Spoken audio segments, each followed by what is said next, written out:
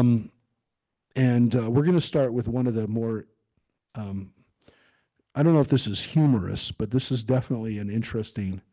Oh man, I'm telling John saw me yesterday. I got up out of my sitting on here yesterday for a Tuesday morning class, and I couldn't get up. I couldn't straighten up, and I haven't been able to straighten up really since then. But sitting on this chair is much better. So please remind me if I don't sit in a chair. I'm too old to sit on the end of the beam anymore. But yeah, this chair is like it's a godsend. I'm sitting in a chair. But this is about this opening story I'm going to share with you from the Talmud is about Mount Sinai, and specifically about what happened when we were at Mount Sinai to get the Torah on Shavuot. And this is a fairly well-known midrash or story from within the Talmud, and it's based on an interesting concept. And again, for those of you who wonder how did we wind up in Mount Sinai getting God's law, this is one of the explanations. And this one is a mind blower because it says in the Torah in chapter 19, just before we get the Ten Commandments, we're at Mount Sinai getting the Ten Commandments. It says Moses brought us forth, right? He brought forth the people out of the camp to meet God. And they stood at the lowermost part of the mount, which is translated is, the translation is lowermost, but the Hebrew is tachtit hahar. Tachtit means under the mountain. Now we know that it probably means under, under the shadow of the mountain or at the bottom of the mountain. But the word is tachat, right? It's where you get the word tuchas from. Yeah. Tachat, it's your bottom. It's the Hebrew tachat.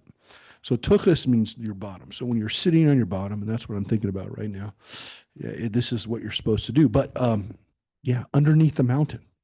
And so Rav Avdimi Bar Chama Bar Hassa said, the Jewish people actually were underneath the mountain.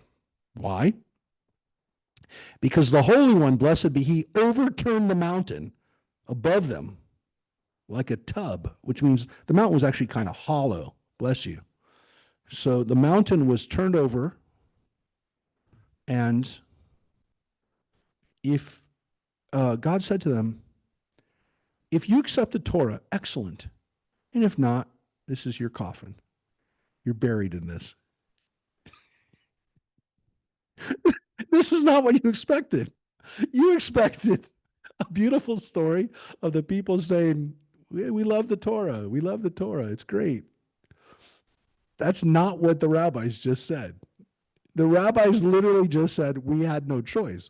Well, you had a choice. You either take the Torah or you die. This is crazy.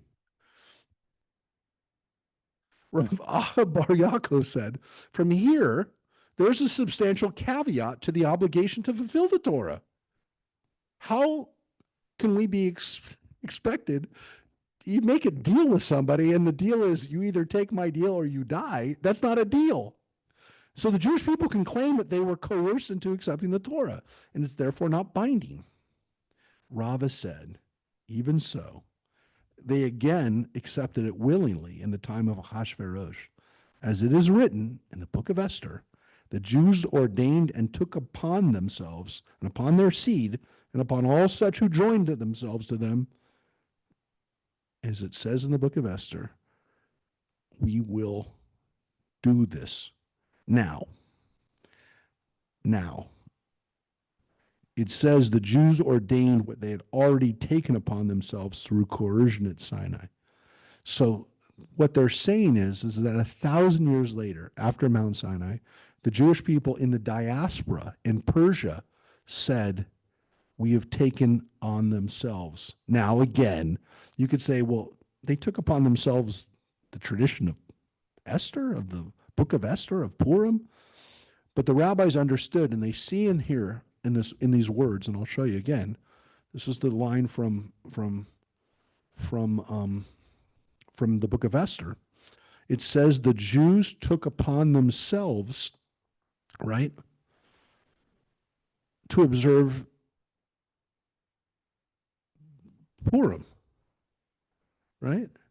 They took upon themselves this.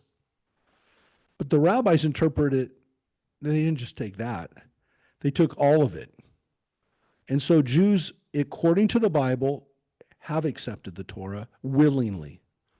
And now what's interesting about that is by putting it into the mouths of our ancestors during the time of Esther, was that they're saying, look, even if you say, now you could say, that story's crazy. They interpreted a word underneath, tachat, to say that God forced us to do it. But you could also make the argument the Jews are in the middle of the desert in Egypt. What are they going to say to God? Of course, we'll take your Torah, because if we don't get to eat. We're going to die in the desert. They didn't really have a choice to some extent once they're in that position, and everybody can make that argument. Now, wait, you're going to see the other counter arguments in a second about Mount Sinai.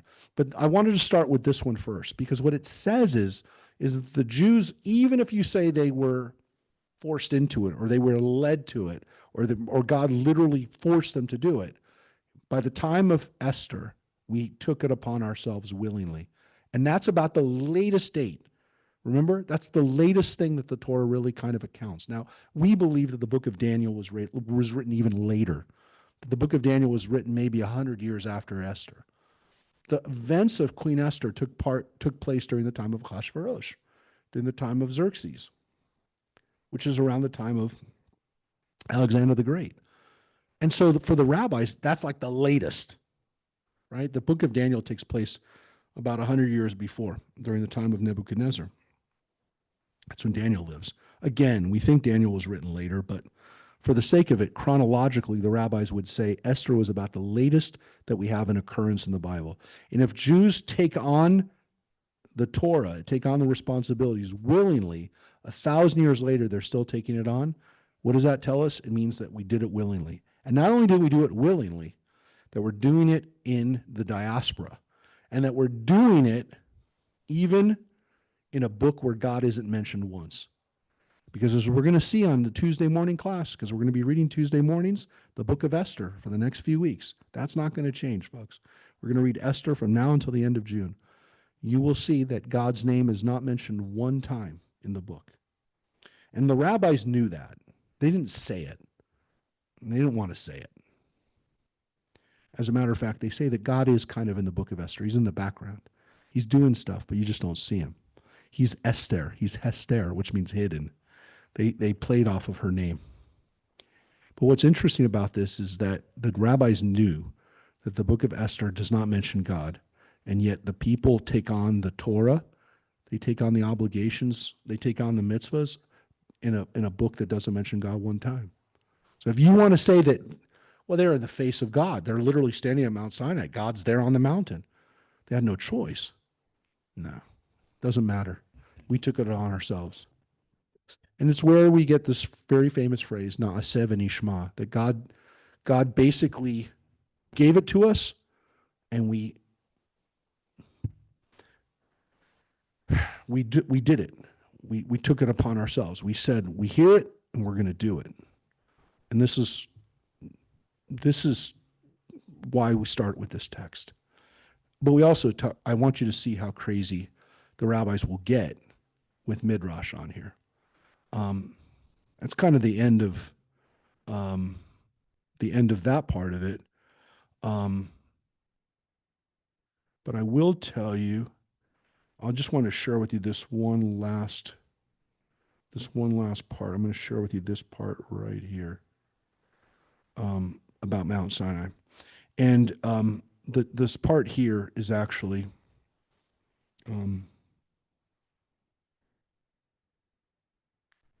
it's from our friend Reish Lakish, right? The bandit, the guy we read about last week, Rabbi Yochanan. And I'm going to show you what he says about this text. So this is about, this text comes from about 270 to 300 in the Common Era. Reish Lakish is writing during the Roman era, right? Right before the Romans start becoming Christian, if you will. Hizkiah said, "What is the meaning of that which is written? You caused sentence to be heard from heaven. The earth feared and was silent. That's a line from Psalms. If it was afraid, why was it silent? If it was silent, why was it afraid? Rather, the meaning is at first it was afraid, and in the end it was silent. What's that about? What's the line of Psalms talking about? It says in the book of Exodus, you caused you caused sentence to be heard from heaven. This is from what happened at Mount Sinai. Okay? Why was the earth afraid at Mount Sinai? Well, you heard part of it. The mountain was turned upside down. God was messing around with the earth. But Reish Lakish said, what is the meaning of what it was written? Go back to Genesis, to the very beginning. And there was evening and there was morning the sixth day. Why does it say, why is there an extra hey? Why does it say when God made the sixth day, why does it say the sixth day, not sixth day? And it says the reason is, and I'm just going to show you what they're talking about here.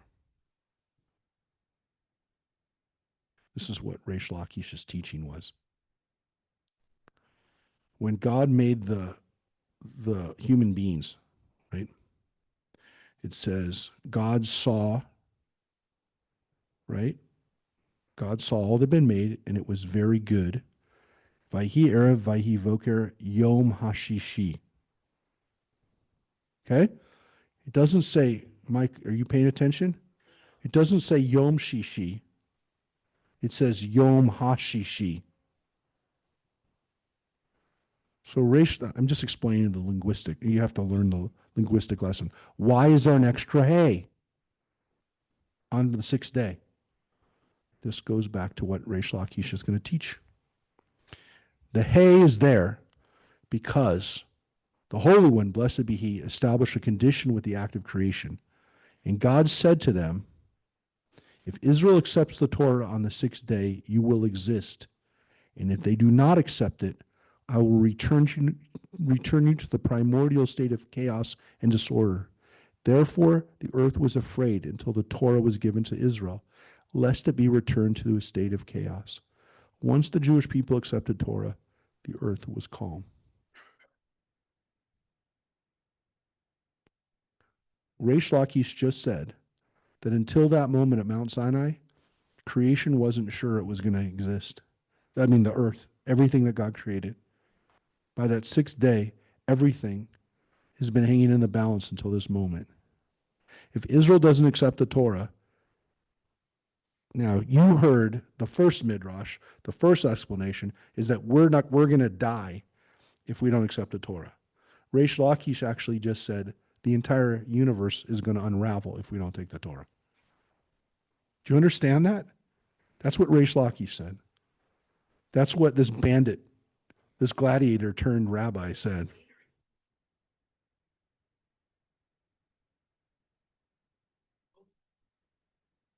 Yeah, but Reish Lakish says the whole world was saying it in the balance. Do you understand? The universe is going to unravel if we don't take the Torah. So do you understand what it means when Jewish people talk about why we have a role to play here with this? It's not that we fall apart if we don't keep the Torah. It's that the universe falls apart if we don't keep the Torah. It's very heavy. And it's one of the reasons why you have people, if they believe that they have to keep the commandments in order to do that, that if they don't, it's not like they fall apart. Do you understand that? So when people are putting tefillin on in the morning, they don't think, hey, I'm doing this for myself. I'm doing this for the sake of the universe. That's a heavy responsibility.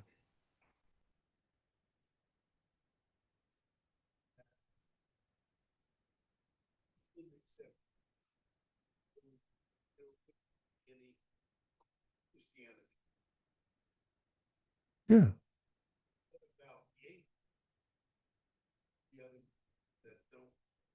Well, ask yourself a question.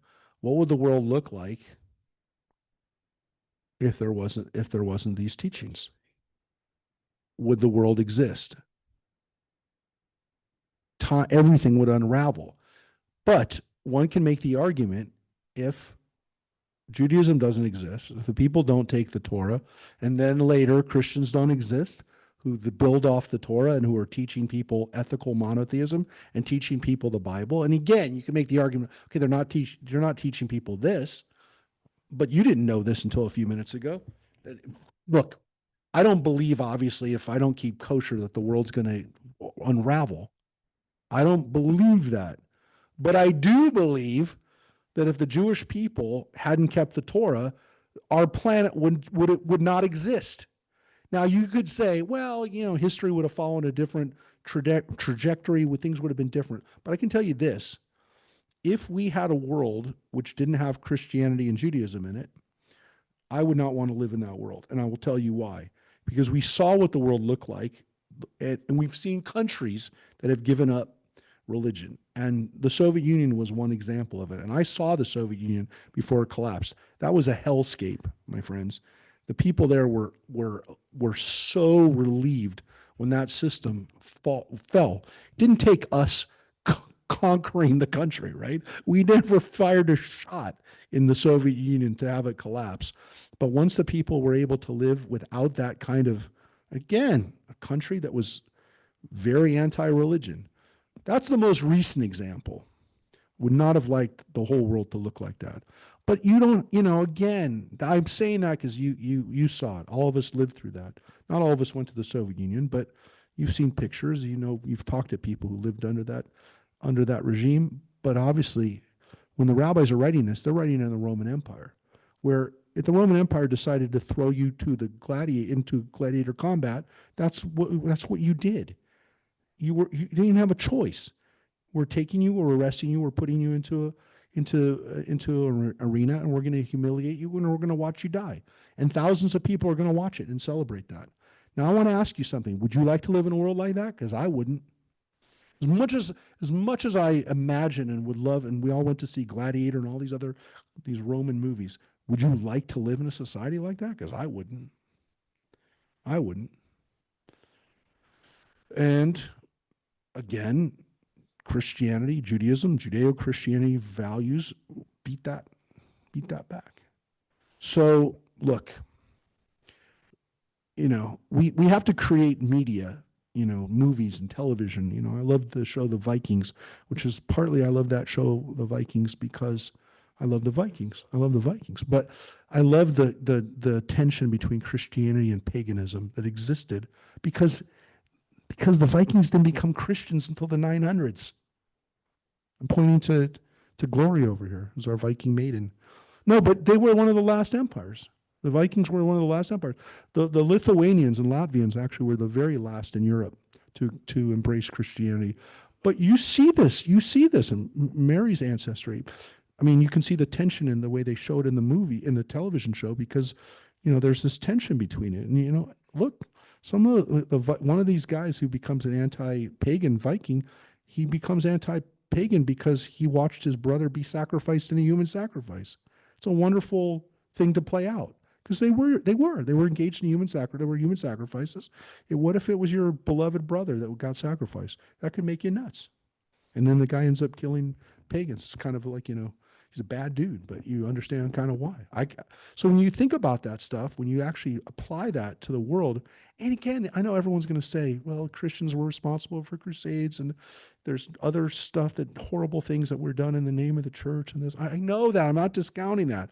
But the alternative is even more horrific to think about. And it took hundreds of years for us to develop a form of Christianity and politics that protect us from the worst forms of religious hatred. But thank God we do, because I'll tell you another thing. You don't want to live in an Islamic society either, because you want to see that. So go watch the Osama bin Laden documentary they're doing on Netflix right now to see what the alternative is there. So when we think about what the alternatives are, and we see glimpses of them, and again, we can imagine glimpses of them. Okay, maybe the universe doesn't unravel. It ain't a world you want to live in. It unravels the universe that you have. It unravels the the things that you take for granted, which one of them is you don't live in a world where somebody decides that we're going to put you and your family into an arena and watch you get chased around by a bunch of lions. That's fun. People bought tickets for that. So, um, yeah, the state of chaos, chaos and disorder, which in Hebrew is tohu vavohu, right? That's what it was like before God created the universe. So creation is at stake. So yeah, I want to see, you see that. Um, anyways, look, this text is actually filled. I'll share with you a little bit more. Um, uh,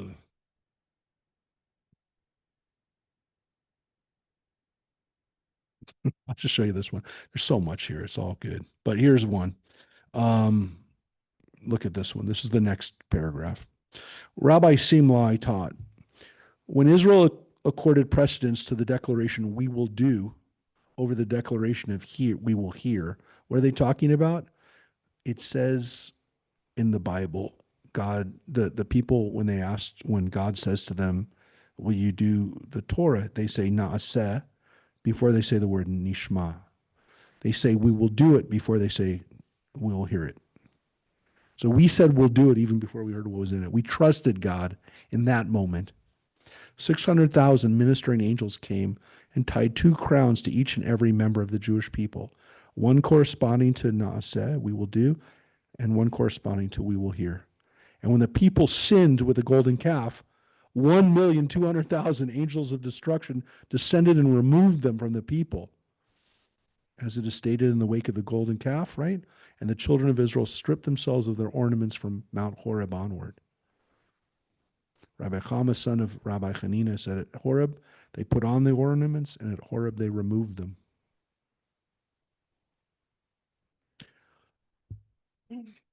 What we could have been like if we had not left Mount Sinai unscathed or you know, unsullied by the incident of the golden calf. But we couldn't leave there without doing that. And so our crowns came off of our heads. We don't have them. We didn't have them for very long. We had them, but the angels took them away from us. We had a chance to have a different kind of life, but it was taken away from us. But I want you to know something. It says, Rabbi Yochanan, right? Rabbi Reish Lakish's brother-in-law and his mentor, and then his rival, and his killer to some extent. Moses merited all of these crowns and took them. What is the source for this? Because juxtaposed to this verse, it says, and Moses would take the tent, the ohel. Or the word ohel is interpreted homiletically as an allusion to the aura, to the illumination, to the chilah. So Moses got all of those crowns. They didn't go away. Moses took them all.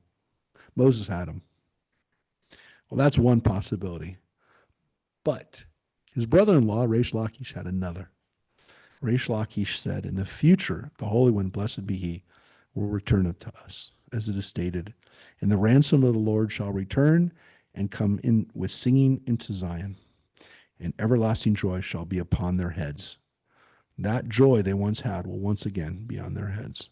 So when Isaiah talks about our return and the fact that we will have everlasting joy on our heads, those are the crowns that we'll get in the future. We'll get them back. So Reish Lakish says, they're not gone, they're just on hold. God's holding them. He'll give them back to us. So that's a nice idea that even though we lost them, we get them back. So those are some of the stories of Mount Sinai, but I want to share with you another really interesting text of what happened and why was it at Mount Sinai? Why did this happen in the middle of the desert? So it says, well, this is actually the introduction. This is from a section of Midrash called the Mechilta de Rabbi Yishmael, which is a section of Midrash, which is written during the time of the Talmud. It's pretty famous. This text in particular is one of the more famous commentaries. Um, and this one is really good for Shavuot and for the Ten Commandments and getting the Torah. And some of you may ask this question to yourself. If the Ten Commandments and the Torah are so important, and we just read about the creation story, why doesn't the Bible start with the creation? Why doesn't it start with this before we get to creation? If this is the most important thing, just getting the Ten Commandments, why doesn't it start there? Why don't you start with the biggest part and then get to the rest of it? If this is the big thing, then just give it to us. Give us the Ten Commandments right at the beginning. And this is the parable. This is a parable that I saw. So this is it says an analogy, but it's a mashal. It's a parable. Translated as analogy, but it's the same word as parable. A man enters a province and says to the inhabitants, I will rule over you. As a king. The king comes to them and says, I'll rule over you. And they said, did you do anything for us that you should rule over us? What have you done? And he builds them a city. Now, by the way, you read this and you go, how does this happen? Like, what king comes into a place and does this kind of stuff? Well, in the ancient world, this is what would happen. You know, if the Romans came into your country and invaded it, they would say, well, we're ruling over you. And the people would say, no, you don't. We're not Roman.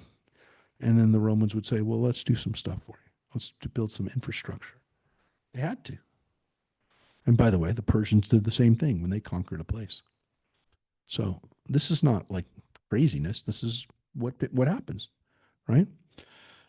So the king builds them a city, but a wall, right, for the city, right? You got to build them like a protection. And he provides water for them. It's definitely the Romans. He wages war for them. And then he says, I will rule over you. And they say, yes. Hen. Yes, this is good. So it says, the Lord took us out of Egypt, split the sea for them, brought down manna for them, raised a well, brought them water, and brought in quail for them, and then waged war with Amalek for them. And then they said, I will rule over you. And they said, when God said, I will rule over you, they said yes. So when God gives them the law and says, no, you gotta serve me with the laws. You gotta follow my rules. Same thing.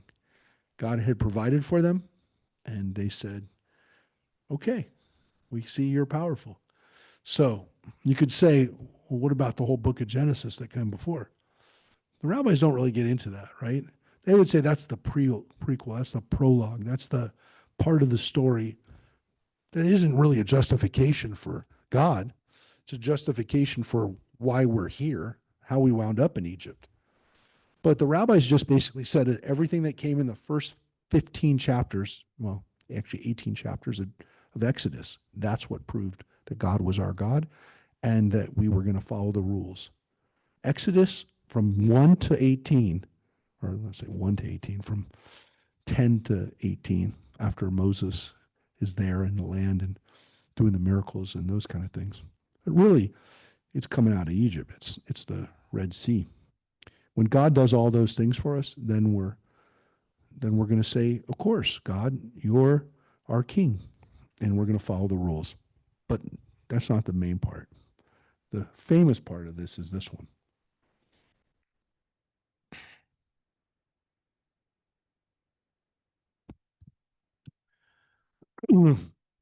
Rebbe says, and this is Rabbi Judah Hanasi, the editor of the Mishnah, the thrust of your singular God, your God, is to apprise us of the eminence of Israel. When they all stood at Mount Sinai to receive the Torah, they were all of one heart, to receive the kingdom of heaven with joy. And what is more, they all stood security for each other, for the observance of mitzvot. And not only over what was revealed alone did the Holy One, blessed be he, appear to them, forge a covenant, but even over what was concealed, as it is written, what is hidden is known to the Lord, and what is revealed is for us and for our children forever. This by way of saying, over what was revealed in the covenant, but not over what is concealed, so that one sin in secret and the congregation be bound thereby. God knows everything that's going to happen. Everybody who was there took on the covenant, and not just for the things that we see them do out in the open, but what they do secretly.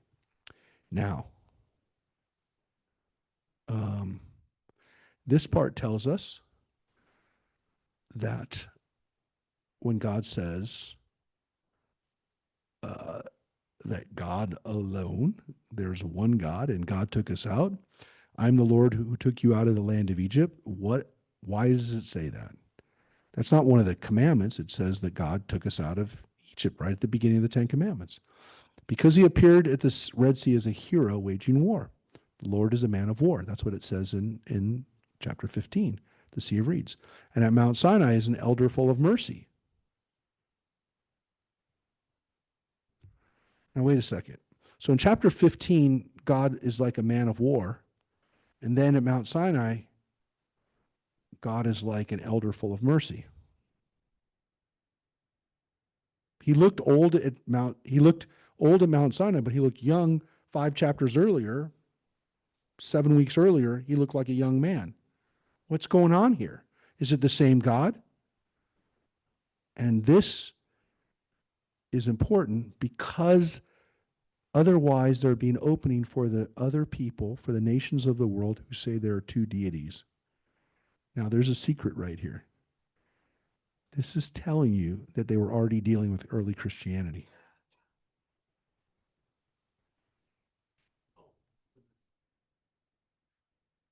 When they say God appeared to them as a young man at the Sea of Reeds, as a younger man, but as an old man at Mount Sinai, people are going to say, oh, there's more than one God. As a matter of fact, what they're really saying is, you're talking about Jesus and God.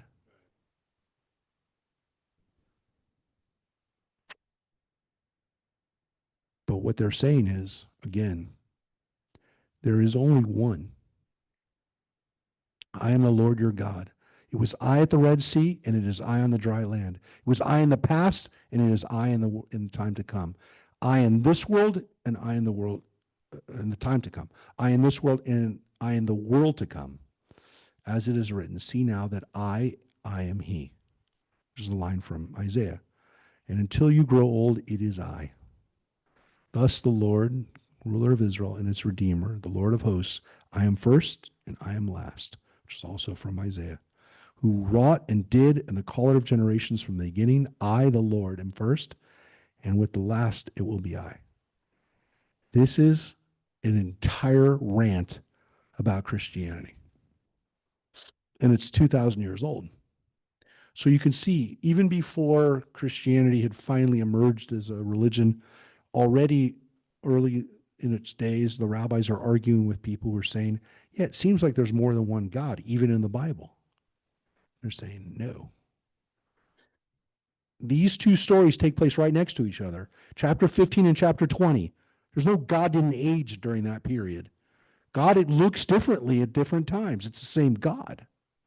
Now, again, they're not going to get into an argument about the Trinity. They're not going to say, okay, but there's the Father, the Son, and it's all one. They're not going to get into that. They're going to say that's absolutely ridiculous to say that there's more than one deity. They knew what they were talking about, and they knew what they were already getting hit with, right? And so, again, Rabbi Nathan says this is a retort to those heretics who would contend that there are 2 deities. Yeah. So this is their early attempts at dealing with other people who are saying there's more than one God. Now we're going to go a little further, which is, bless you. In the next paragraph, this is the other thing that you're about to see. Bless you.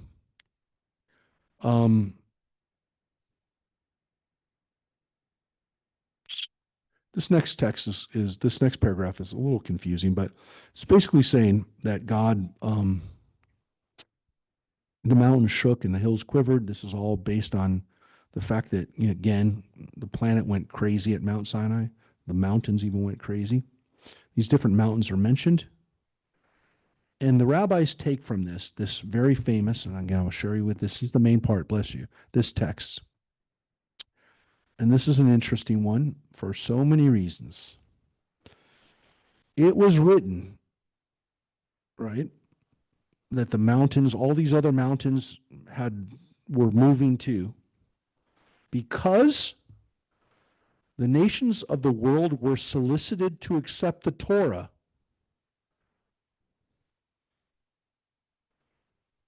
It's so that when other nations would say, had we been given the Torah, had we been solicited, we would have accepted it. The rabbis actually say, you were given it and you didn't accept it. They were solicited and they did not accept it. Because it says in Deuteronomy, and he said, Lord came from Sinai. Now, what is the Lord came from Sinai? The Lord wasn't at Mount Sinai. He was at other mountains first. And God went around to all the other nations and said, do you want the Torah? And it says, he came and revealed himself to the sons of the wicked Esau, right? Our cousin, the Edomites. And God said to the Edomites, will you accept the Torah? And they said, what's written in it? And he said, you shall not kill. And they said, but we've learned from our father, Esau, by your sword you shall live. Now they quoted the Torah back to God. And they said, sorry, we can't give up killing. It's part of who we are. We do that. Now, by the way, the rabbis are not just talking about the Edomites here. They're talking about the Romans. Because the rabbis taught that the Romans were actually descendants of Esau. There's no genetic connection. But for them, they were the descendants of Esau. They call them that all the time. And later on, they call the Christians the descendants of Esau. So when they're talking about the church, the rabbis will oftentimes call them Esau. They'll call them the sons of Esau. Meaning they're like us, but there's something a little off with them. They're close, but they're not quite us. Remember, Esau is not only Abraham's grandson, just like Jacob, but they're both sons of Isaac. Isaac is their father.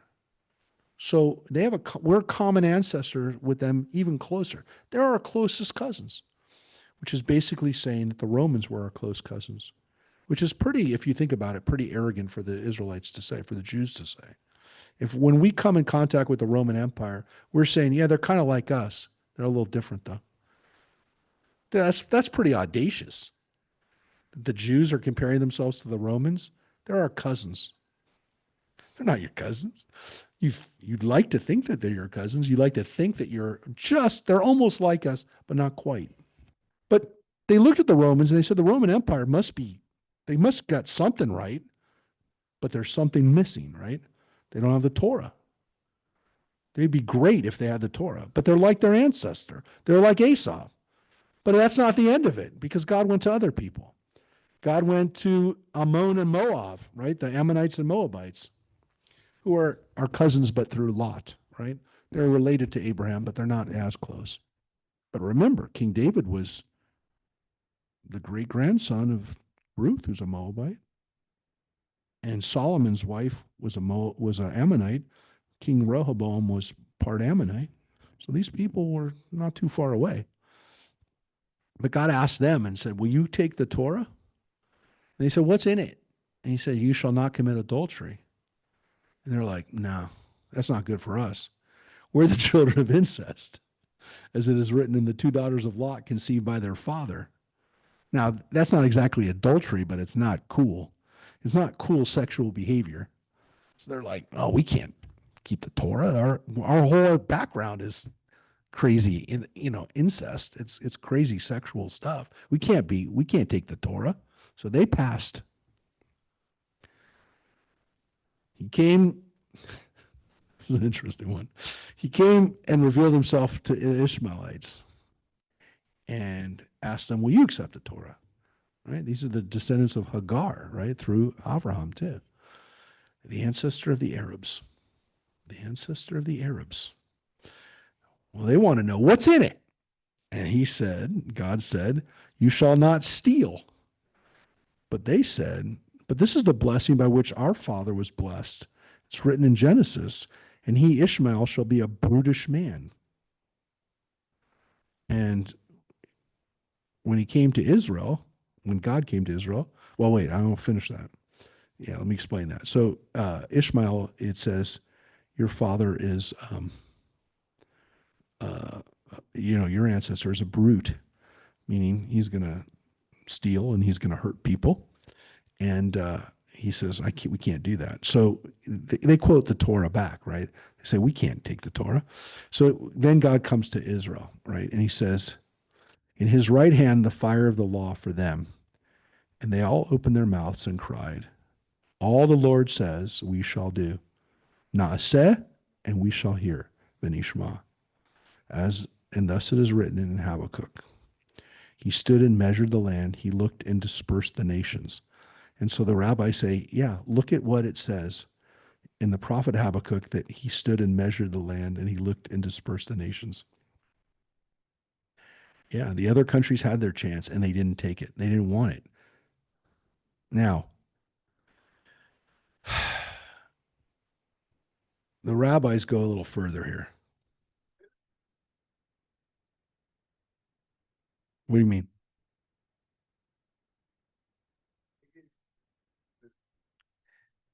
Well, they don't want to take it because they know that they can't. They can't keep it because our very existence, according to the Bible, is based on breaking it. The rabbis go further. Shimon Bel, yeah, say, finish. The Bible, yes, yes, yes. The rabbis, this is a fantasy, right? The rabbis know that that's not really the case. But what they want to establish is the fact that if the if the if these other nations were going to say, well, we would have taken it, we know they wouldn't have taken it because their whole existence is based on breaking these rules. And so it's a slam on the other nations, but it's also the fact that they could have, because they don't want other peoples to say, well, God didn't give us a chance. And so the answer is, and if you ask Orthodox Jews, they'll not tell you this is a made up story. They won't tell you this is a fantasy. They will tell you that God did give the other people and they wouldn't take it. They didn't want it. They didn't want to keep the laws. It goes further. Rabbi Shimon ben Elazar said, if the sons of Noah, right, if Gentiles could not abide by the 7 mitzvot commanded to them, right, the Noahide laws, right, don't kill, have judges, don't commit adultery, all those things, that 7 things that are the ethical laws for everyone to take. Everyone has to follow them. They're not commandments for Jews, they're commandments for the whole world, the Noahide laws. As I've shared with you, there's Christians now who've kind of left Christianity who are trying to keep the Noahide laws because they believe that there are laws that they have to keep. I don't, the whole concept that the Bible doesn't have to, the mitzvot don't have to be kept. My point is that there are some Christians who've kind of left the church who are now Noahide. They're now keeping the Noahide laws. It's a phenomenon in the South. It doesn't exist in California. You don't see Noahide groups in California. You do in Tennessee and Georgia, and there's not a bunch of them. They've been around for about 30 years. There's not thousands of them. Well, there's maybe thousands of them. There's not tens of thousands of Noahide groups, but they they don't they won't they don't believe they believe that Christianity is idolatrous or pagan, and they will not give up. They're not becoming they're not becoming Jewish. They're not being told they have to become Jewish, but they are being advised by rabbis that they can do what they can follow these laws and not here. This is their symbol that they use, the Noahide groups. They use a rainbow. So, um, the modern Noahide movement was founded in the 1990s. I would say it wasn't founded by them. It was they were they were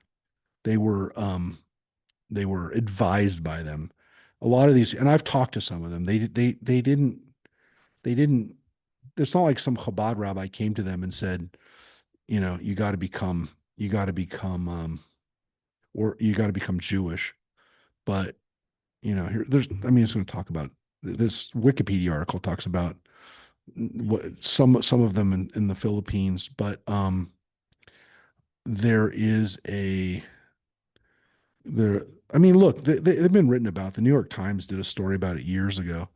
Um, Look, a lot of these people, a lot of the Noahides in the South are, um, they're still very, very conservative, politically, and I'll show you one of the groups. I've talked to um, one of their leaders. These are this is these are some of the groups that are now, um, these are now some of the groups that are Noahide groups. But look where they are. I mean, Georgia, Tennessee, Georgia. Here's one in New York, Kentucky. You know, it's mostly in the South. By the way, I don't see one in California. Some of these individuals are, I mean, some of them might be in, oh, here's one. So, yeah, it's really more of a phenomenon in the South, but it's, it, the, the point is that the Noahides, at least the way the rabbis see it, is that most of the Gentiles weren't keeping those laws anyways, right? So a king, so, I mean, here's another parable. A king appoints two caretakers, one over stores of grain and one over stores of silver and gold. The first bridles at not being appointed over the stores of silver and gold, and the second one says to him, Empty one, if you were faithless with the grain, how much more so with the silver and gold? If the sons of Noah couldn't abide by 7 mitzvot alone, how much more so could they not abide by 613 mitzvot? Right? So, again,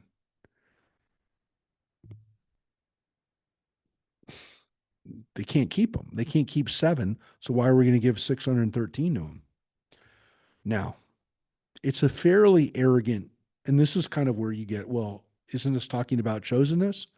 Yes, except for the fact that the rabbis believed that the other people were given a choice. They were given the option. And look at this next part. Why was the Torah not given in the land of Israel? It was given in Mount Sinai, never part of Israel. Well, it was from 1967 to 1980. To 1980, it was part of Israel. But the rest of the time, it wasn't. It was not part of Israel, Mount Sinai. It was after the 6 Day War, and then again until it was given back. No, we don't. But it's the Sinai Desert. Somewhere there's a Mount Sinai in that desert. Yeah, we're not exactly sure which mountain it is, but we don't have that mountain anymore, and we never really did. It was always kind of a no man's land. But again, it was part of Egypt. It was part of whatever. No one really wanted it because it was the middle of the desert, and it really is a desert. It was a mountain. There's a mountain somewhere in this godforsaken desert. Why did God give us the Torah there? So, as not to provide a pretext to the nations of the world, because it was not given in our land. That is why we did not accept it. So nobody could say, well, the Jews accepted it because it was given in their backyard. No, it wasn't. It wasn't given in our backyard. It was given in an open place. Anybody could have had it. Anybody could be there. Wasn't in the land of Israel. Also, variantly, so as not to arouse contention amongst the tribes. One saying it was given in my land, another was given in my land. That is why it was given in an open desert. Three things the Torah was given in: desert, fire, and water. Just as these are free for all, so is the Torah. So this is the tradition about Mount Sinai. Why was Mount Sinai chosen? Because it was not part of any tribe. And in reality, it's not really part of any country. Well, it's part of Egypt, but it's not really anything. It's not a place where anybody's going to say, oh, it was given in my backyard. It's my Torah. So the rabbis knew that. Yeah, during those days, it was part of Egypt. It was under Egyptian control, but like the Egyptians didn't spend a lot of time there either. Nobody did. It's the middle of the desert. Nobody. Exactly. There was a there was a monastery on the place that some people thought Mount Sinai was, St. Catherine's Monastery. But nobody really wanted it. And so this was given an open place. And again, what's open? What makes it open? You got desert, you got fire, you got water, all the stuff that was going on at Mount Sinai. That's free. Nobody wants it. Yeah. So the rest of the stuff is not really. It's a commentary on the actual Ten Commandments. He took us out of the land of Egypt. So I'm going to show you one more text, and this text is a text that I love. I've shared it before. I've shared it before in certain places, and I'll show you why. And it's another teaching from Mount Sinai and giving the Torah. And here it is.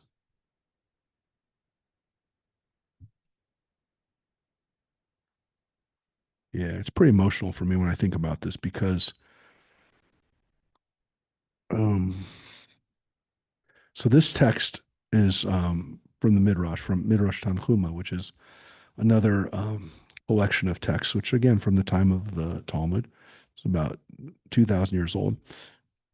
This story is not in the Talmud, but it's very similar to the Midrashim in the Talmud. It's written by the same rabbis, um, mhm. and this is a commentary. This one um,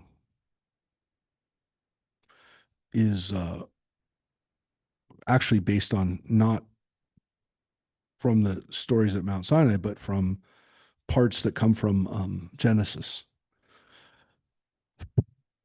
But let's take a look at this part. When the Holy One, blessed be He, was about to give the Torah to Israel, he asked, will you accept my Torah? And they said, sure, right? We just read about that, right? That they seemed to be very eager to take the Torah. There's a joke about that, right? When God said to Israel, will you take the law? Will you take one of these, take the law, the tablets, Mount Sinai? And they said, how much is it? And he said, it's free. He said, we'll take two. So that's the Jewish joke on it, which is an old one. Take two.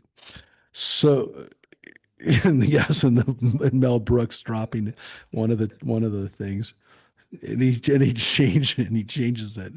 So we said, "Will you accept the Torah?" We already said they were very eager. But God, this is the I love this. I love this one. So they said, "Yeah, of course." But God said, "Okay, this is much more transactional. That this actually aren't free. Well, they're free, but you got to give me some collateral. What do you guarantee me? What? I give you this, but what do you give me back? So this is transactional. It's not free, right? Yeah, we'll take it. What's the deal? They said, how will I know, right? How will I know you're gonna be good on this? You're gonna take the deal and you'll actually do it, right? Because I'm not charging really anything for you. You just have to do it. You have to do the Ten Commandments. So I'm giving you the rules. You got to follow them. How do I know? I'm giving you a treasure. So they said, we said, he said, but it's Israel, all of us. We said, Abraham, Isaac, Jacob, you got three. They'll be our surety. They'll be our collateral. And God said, your patriarchs required guarantors for themselves, right? Whereby shall I know that I shall inherit it? And Isaac loved the one that I hated and said, but Esau I hate. And Jacob declared, my way is hid from the land.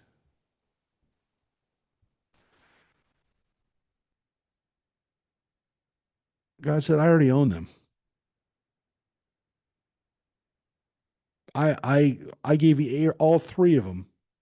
I gave all three of them passes. I you they're not perfect. I'm sorry.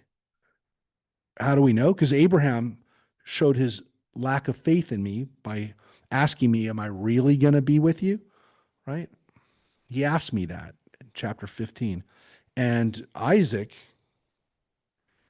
continued to support Esau when I knew Esau was a bad dude.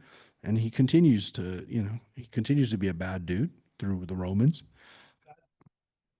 He says, I hate you, love that guy, and I don't like him. And Jacob said, my way is hid from the Lord, which is not a line that Jacob said, but it's a line that Isaiah says Jacob said. And so Jacob wasn't perfect. And well, we know Jacob wasn't perfect. There's a lot of places where Jacob does not act in a good way. So God says, you can't give me those because they've already blown it. They've blown it already. He says that to him, which is a very bold thing to say. It's basically saying, here are our heroes. And God says, it's not good enough. They've all blown it. And the rabbis admit they've all blown it. But again, these are not perfect people. But God says, you can't give me them. And God says, our children will be our guarantors. The Holy One, blessed be He, immediately accepted them and gave the Torah to Israel. And the line that they use as a proof text, it says, out of the mouth of babes and suckling have you found strength. That's a line from Psalms. Yeah. So the people at Mount Sinai didn't get the Ten Commandments because of the people who came before them, but for us, for the people who came after them.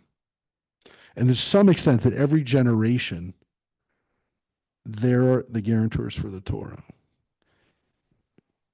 The consequence of this is, of course, is that you and I are not the guarantors of the Torah, but the next generation is.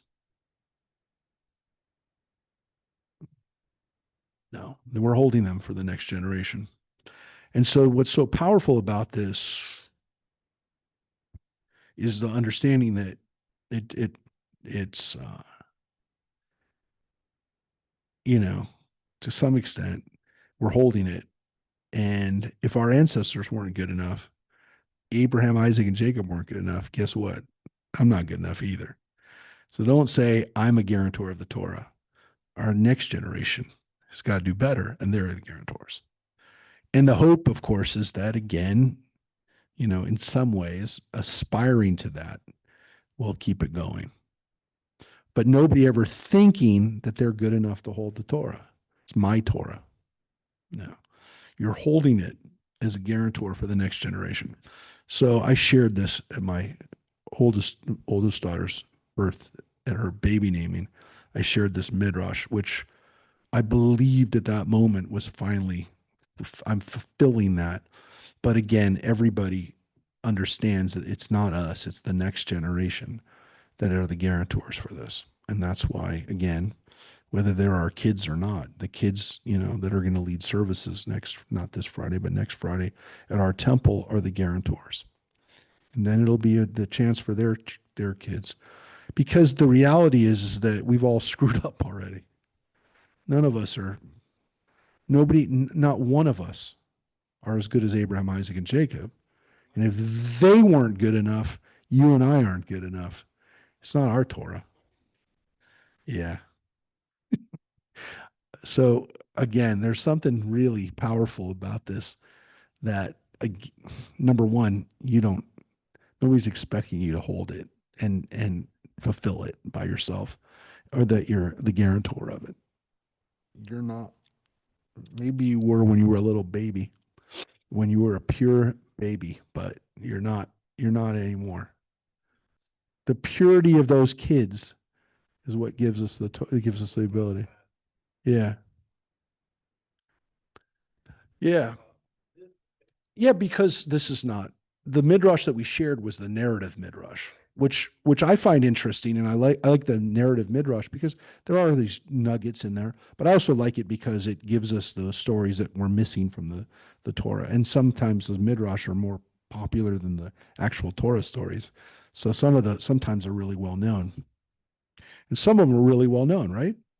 But that's why we looked at those. But again, these are inspirational midrashim, which are all, which again, this one doesn't really fit into what we taught because we looked at the Legends of the Jews, which is the collection that Rabbi Ginsburg did, which is a chronological midrash.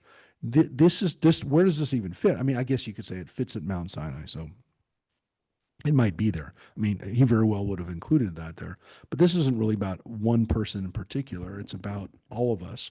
And it's not about like what Moses did at Mount Sinai. This doesn't even say Moses. It says we. All the people said. It wasn't like Moses said to God, "Give me the 10 commandments." And he said, no, it says the people of Israel were there and said, "We give our children as guarantors."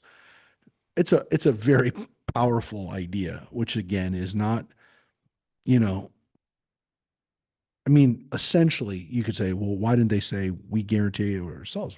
God would say, hey, what are you talking about? You guys are all I to some extent, I own you already. You've already screwed up. You can't give me something that's not of value.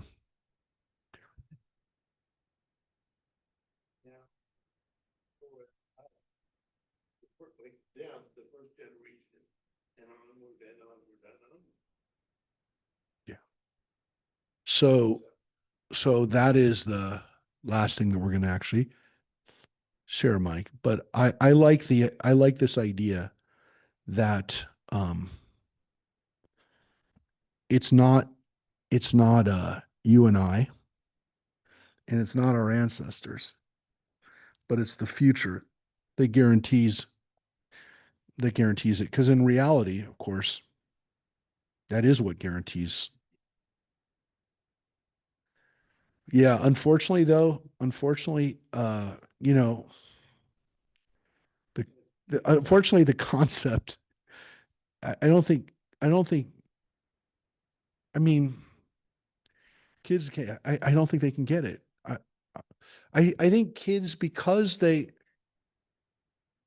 don't know. I think they hear the wrong thing. They hear that if you tell a kid it's all about you, they go, "Yeah, I know it's all about me. I've been telling you that for I've been telling you that for 13 years, mom. It's all about me." It could because kids really do believe that. They're just inherently so selfish for a long period of time that they don't. You say, "Oh, we created this whole thing for you," and I go, "Yeah, of course, of course." So I don't think they hear it because they already believe it.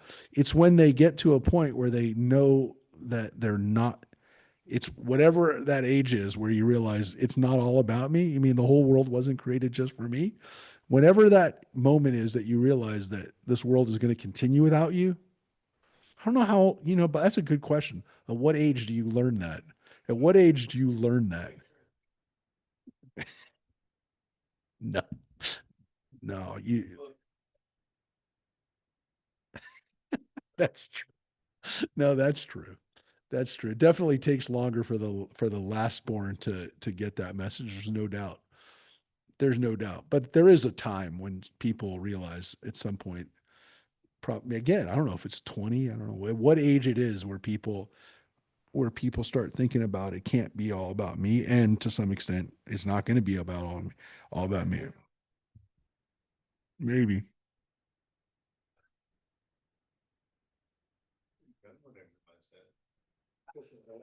I think there's a couple things. I think I realized it. I definitely realized it before I was married.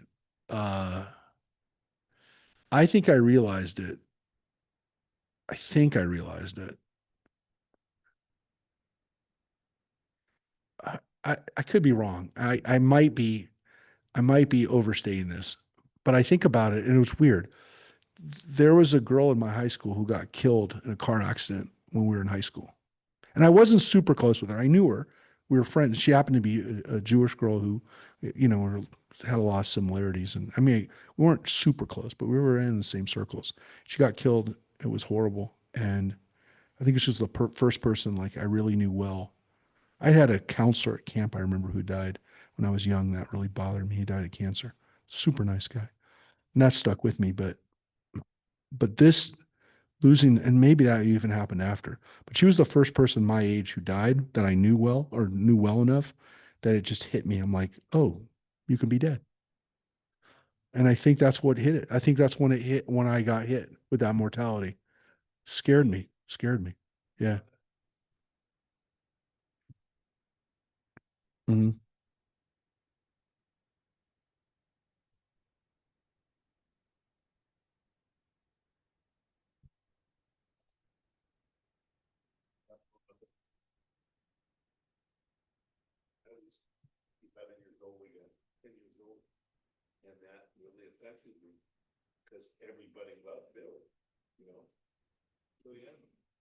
Yeah, I think maybe that's like when we really, again, however old we are, we got to be old enough to understand mortality. I think that's when I first said, "Oh man, it could be over," and that changed. That kind of changed my feeling about life. It was like really, oh yeah, this can be over. I don't know. That I think that was, could be wrong, but I think that was. Anyways, it's weird how those things stay with you again, those memories and those things that keep with you.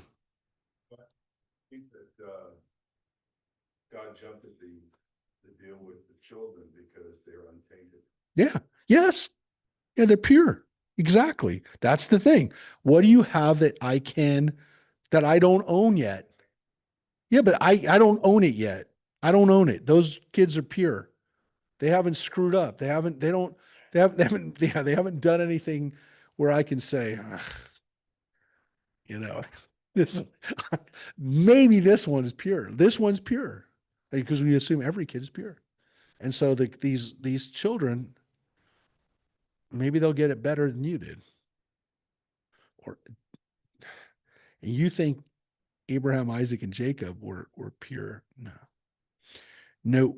And so that is it's a really interesting takeaway. First of all, because it teaches us that our ancestors weren't perfect. And also I understand, but they had no issue saying it.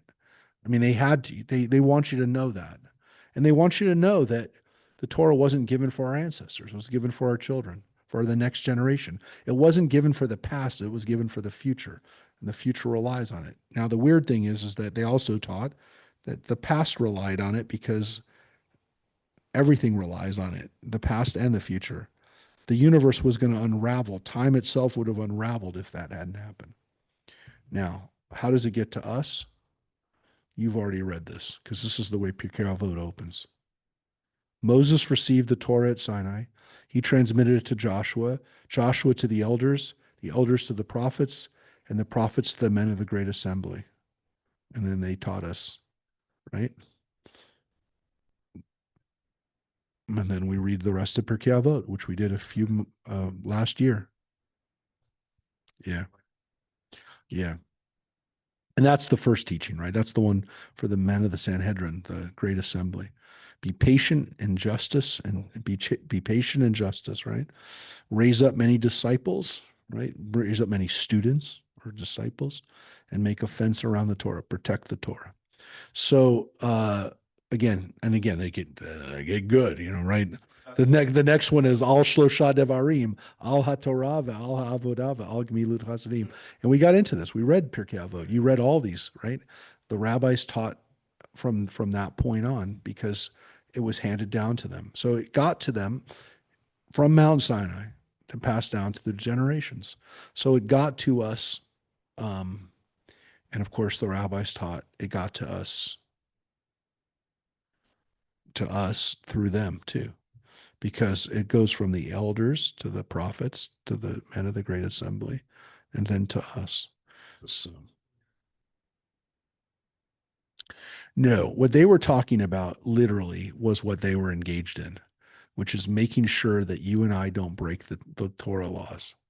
This is their mission if you choose to accept it. Their mission, which they did choose, was to make sure that you and I don't break the laws of the Torah. And what did they do? They created more laws, right? They wrote the Mishnah. So these people believed that what they were doing was creating a fence around the Torah. They were protecting you and I from violating the Torah by adding other commandments to make sure we didn't do it. How do we not do it? Well, the Torah doesn't say you're not supposed to eat a cheeseburger, but it does say you're not supposed to have milk and you're not supposed to boil a kid in its mother's milk. And they said, well, maybe that means you don't have a cheeseburger. You didn't boil it in there, but I don't know. I don't know.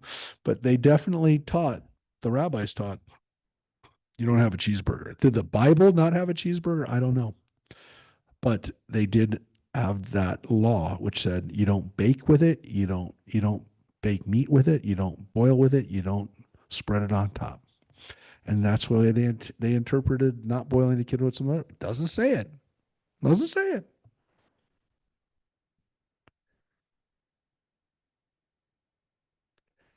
It will be something that we will look at, but I will tell you, you'll also see that not all the laws that we have for kashrut were even there. And partly it's because they didn't have all the cooking types of stuff that we have. And quite frankly, even by the Talmud times, they didn't have all the animals that we have, all the choices. Because in reality, they didn't have, well, they didn't have beyond me, but they didn't have, no, but they didn't have, some of the stuff from Asia that, the way, I mean, I can't remember. There's something that no, I don't eat, but there's some animals that people eat that, they never ate. They never ate it because they didn't like cultivate them. They got that from Asia, or they got that from South America. They would, it's the weird stuff that like you don't think about until somebody points out. Yeah, they didn't eat pasta in Italy because they didn't have tomatoes until the 1500s, and they didn't have noodles until the 1400s. So they didn't eat spaghetti in the gladiator times because they didn't have pasta and they didn't have tomatoes even. So guess what? All the things you think of as Italian food, they didn't even have until 500 years ago. But it's when people think about those kind of things, they say, well, why didn't the rabbis talk about this? Because they didn't have it. They didn't know.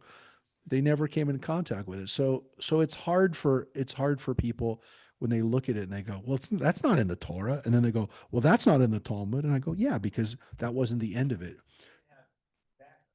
They didn't have tobacco. So they couldn't say, when the rabbis argue today whether you're allowed to smoke on Shabbos, they say, well, can't light a fire on Shabbos, but can I chew tobacco on Shabbos? Can I just have it sit in my mouth? Well, it doesn't really say because they didn't have it. That's right. So there's a lot of stuff that they didn't know from. And there's things that they still argue about. Look, I just read, somebody just said to me recently, they said, well, what about these arguments about broccoli being kosher? Do you know why broccoli is not kosher? Well, look, I don't hold it's not kosher. Of course, you're going to say, of course, broccoli is kosher, a vegetable. There's rabbinic arguments over whether broccoli is kosher and cauliflower. Does anyone want to guess? Anybody? No. Does anyone want to guess why broccoli might not be kosher? Nope. You're not going to like the answer. You're not going to like the answer. Because it could have bugs in it? Correct. Yeah. Because it has bugs in it. Because so much of broccoli, you don't want to know how much of broccoli has worms and bugs in it. That if you eat it, you're almost eating for sure eating this. And they said you can't eat a bug. So can you eat a food? So the argument was, can you eat a food where the chances of having the bug in it are so high? And so they studied it. They looked at the amount of they took like, bundles of broccoli, and they opened it up and they searched and saw how much of it is if it's greater than a 70% chance that there's going to be a bug in it, then you're saying you know that there's a bug in it. You can't say I didn't know if when they do the study and they find. Now, you and I wouldn't always see the bugs. I'm not going to open up every piece of broccoli before I eat it, but they did it. They studied it. So now there's people who are saying we're not going to let it be kosher because we can't guarantee that it's free of bugs. I look, I don't like broccoli anyways, but I definitely don't want to eat it now. I understand, but I'm just telling you, I have a perfect answer for not eating it because it's filled with bugs and it's not kosher. No, listen, not everybody holds it's not kosher. Again, It's not, but if you look it up, I'm just going to tell you, if you look it up, there are the people, and there are people who are trying to grow it so that it could be kosher, right? There's people who are trying to grow it in areas or in a way where there'll be no bugs. It's very expensive, but they would do it. And then they would say, if we can guarantee that, then there's not going to be a problem. But again, this wasn't an issue. Nobody raised this issue before. They didn't. There was no way to study it. Partly because there wasn't, and you're right. I don't know when broccoli got introduced to Europe, but it wasn't all of Europe. Or again, for people who lived in Israel, forget Europe. They didn't live in Europe. They lived in Israel. Did the broccoli get to that? So there's people who study that. Anyways, the point is that that's why when people look at it, they go, well, it doesn't say anything in the Talmud about it because they didn't know.